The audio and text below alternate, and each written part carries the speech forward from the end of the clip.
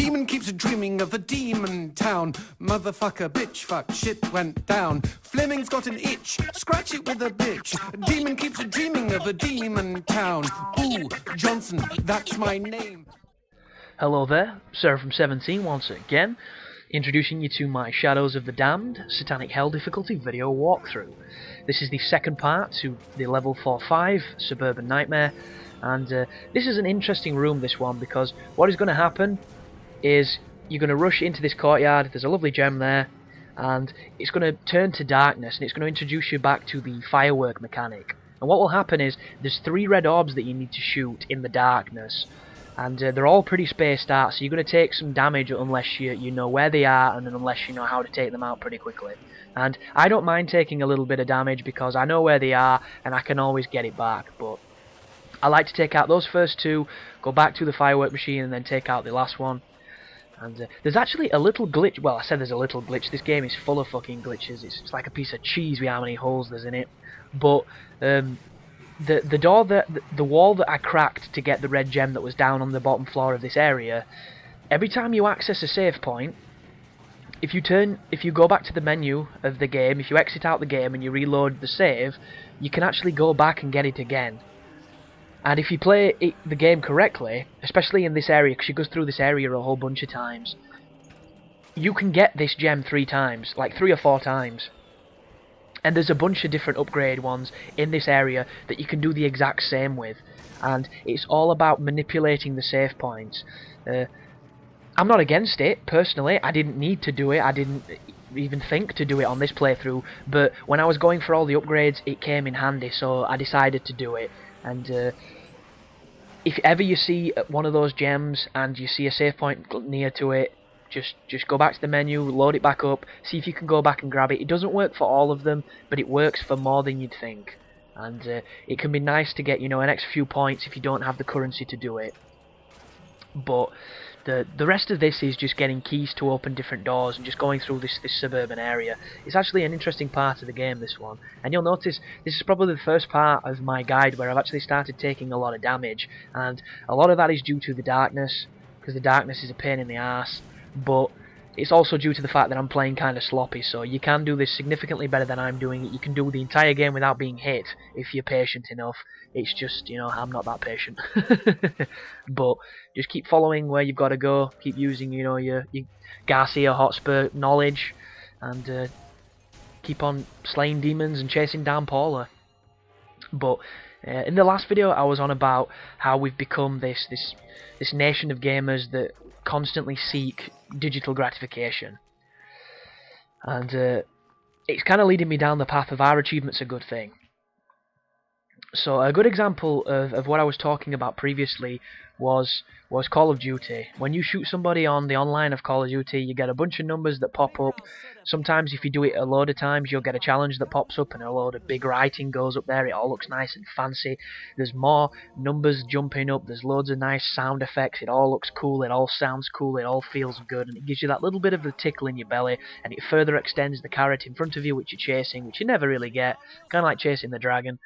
And it makes you feel good, and it makes you want to do it, and it's the reason why you're losing afternoon, because you're leveling up, you're unlocking weapons, there's the fancy fonts that pop up on the screen, there's the fancy noises that happen when you get something good, and it's nice, it feels nice. People come to want it, they come to crave it, and that's why it's as popular as it is. That's why a lot of other multiplayers don't have the same appeal, because they don't have that constant, chasing the carrot, so to speak. You don't have that constant, breadcrumb trail to something nice, just constantly getting something better, something newer, something fresher. And achievements in their essence and trophies are the exact same thing with games, and they allow the game developer to make you do things you necessarily wouldn't do with a game. Like, you'll notice there's a lot of people now playing games on harder difficulties because of achievements, and I think that's a good thing, because playing a game through on normal or on easy, you're going to fly through that game, you're going to have no challenge with that game, and it's going to make a 40 quid price tag for it seem extremely steep, because there was no challenge, you beat it, you never really experience what the game developer wanted you to feel, and you don't really experience the true experience, as cliched as it is to say.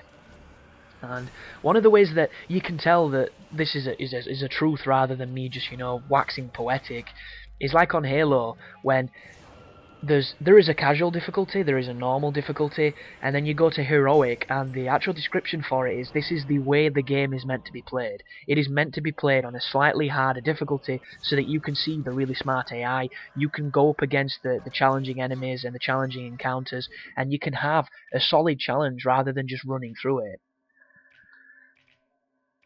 A lot of people probably don't care, a lot of people don't mind. A lot of people just like to play games, they like to enjoy it, they like to escape because it's pure escapism and it enables them to forget about what's worrying them and just sit down and enjoy. Other people enjoy challenges. Some people enjoy, you know, sadomasochistic challenges. Everybody is different. But achievements now are again to that point where, sure, they are allowing people to play harder difficulties because it's giving them something for it, so it's making them do something they wouldn't normally do, but at the same time, if there is nothing for it, it's also making them question what's the point in doing it. And to me, it's kind of getting away from what gaming is about, because me personally, when it comes to playing the more challenging levels, I do it for the challenge of the game itself. If there's an achievement, it's just gravy. It makes it worthwhile because it makes it nice, because inside of all of us is that guy that likes to go up to his mate and go, I don't know if you've noticed, but I've just done this super amazing thing and here's the proof. But at the same time, if you do it too much, you turn into the douchey friend who loves himself. So there is a very fine balance to it. And there's a lot of good games that do not reward you for doing really awesome things that I would still have done if there were achievements and if there weren't achievements, but a lot of people won't. And it's kind of this double-sided sword, which I'm trying to, I'm going a very circuitous route to get to, but it's like, are they a good thing? Are they a bad thing? I don't really know. I like them a lot. I think they're cool, but at the same time, is it changing the priorities of what people have? Probably. I would say almost definitely, because you'll get people now that will actually avoid games because the achievements sound too difficult. And I can understand avoiding a game if it doesn't sound like your cup of tea or like your kind of game, because what's the point in playing something you're not going to enjoy? I force myself to play things I didn't enjoy for the basis of achievements, and I used to be really good at it, but these days I just don't have the patience. If I don't like a game, and there's a whole bunch of games I don't like, as I say in videos frequently, I will literally turn that shit off. It's like a beggar coming up to me and asking for money when he's wearing a pair of unscuffed Nike shoes. It's like, dude, you're wearing those trainers and you're asking me for money? Fucking throw yourself in front of a train, you fake bastard. I've got no patience for that at all. I don't even mess with it. It's craziness. But intentionally avoiding a game just because you can't get a full 1,000 on it is weak, dude. It's just strange that we've come that far, that we've become so selective.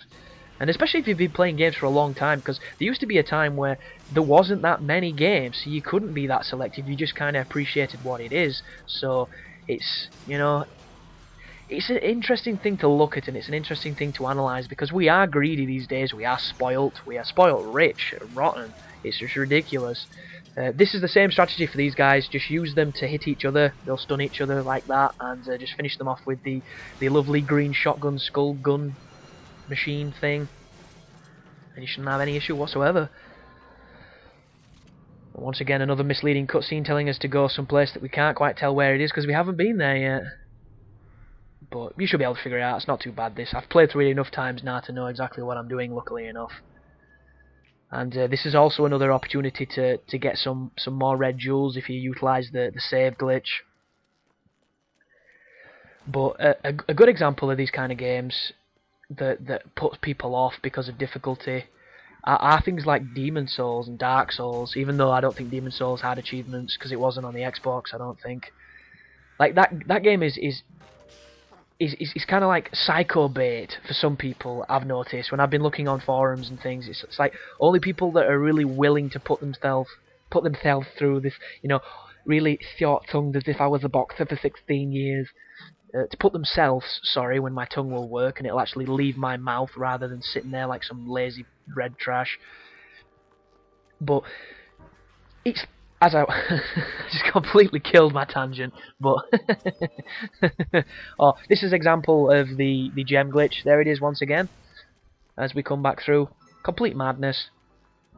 But it's psycho bait for some achievement whores, because they're looking at it and they're looking at these people that are playing it, and the first things that they ask are like, how hard is it to get the 1000G? How long does it take to do this and that? And they're just, it's almost like El Dorado or Atlantis. It's like this legend for some people, and there's a lot of games that are like that. You know, that have got these set amount of achievements that everyone's... If they see them on somebody's tag, they either think they've glitched them, or that they're just, you know, antisocial, haven't got a girlfriend, complete, you know, psychopaths, probably killed their entire family, probably have a collection of, you know, family remains on the wall as portraits to their conquests, something along those lines that's, you know, seditious and sick. But that might not necessarily be the case. They might just really like that game, and it's once again the misleading aspect of achievements. But I think I've gone on a little bit too long on the subject of achievements, and just leave a comment, people, how you feel about it. If you think they're a good thing, if you think they're a bad thing, what you think they've done to the gaming industry. Because one thing you can't deny, regardless of your feelings, is they've changed it, and they've changed it for good, because I don't think we'll ever get them removed. I think they'll just continue to be upgraded and be reiterated on and turn into something hopefully better and less, you know, less ostracizing and exclusionary. But here is one of the elite guys again. He's no different than he was when we first fought him. Just he rushes you with his lovely claw hand, stun him with your light shot, hit him in the back, rinse and repeat. Now that we're all upgraded and we're all tough, he goes down really quick, and all that's left to do is take your eyeball over to the doorway and feed it to the crazy baby door.